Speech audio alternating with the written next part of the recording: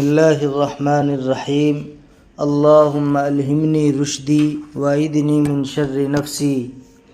تراویح کے دو اہم مسئلے جن سے ہر حافظ قرآن کا واقف ہونا نہایت ضروری ہے۔ نمبر 1،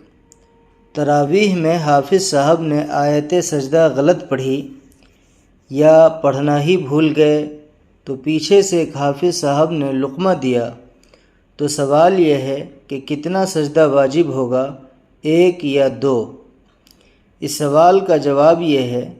کہ تراویح یا فرض نماز میں امام صاحب سجدہ کی آیت بھول گئے یا غلط پڑھا، کسی مقتدی نے وہی آیت سجدہ پڑھ کر لقمہ دیا اور امام صاحب نے وہ آیت پڑھ کر سجدہ کیا، تو اس صورت میں ایک ہی سجدہ کافی ہے، 2 سجدے واجب نہیں ہوں گے۔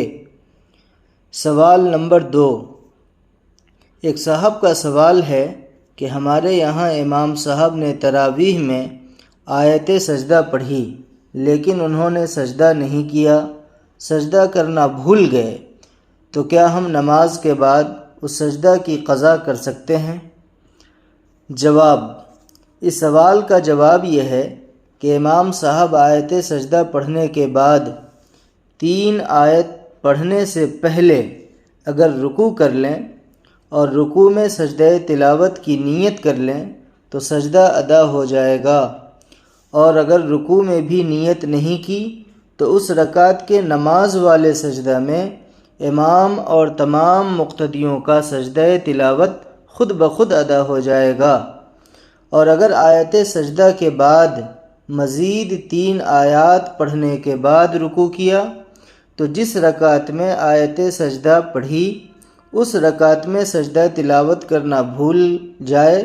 تو سلام پھیرنے تک جب یاد آئے سجدہ تلاوت کر لے اور آخر میں سجدہ سہو بھی کرے۔ لیکن اگر دوسری رکعت میں سجدہ تلاوت کیا اور آخر میں سجدہ سہو نہیں کیا اور نماز کا وقت باقی ہے تو ان 2 رکعتوں کو لوٹا لیا جائے، اور اگر وقت نکل چکا ہے تو اب لوٹانا واجب نہیں ہے۔ اور اگر نماز میں بالکل بھی سجدہ تلاوت نہیں کیا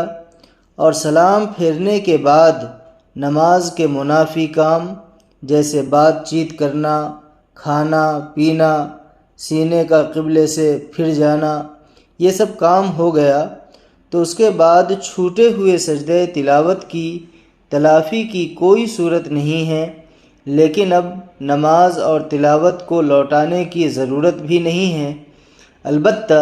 سجدہ تلاوت نہ کرنے کی وجہ سے جو غلطی ہو گئی ہے اس کے لیے توبہ اور استغفار کرنا ضروری ہے۔ واللہ اعلم بالصواب۔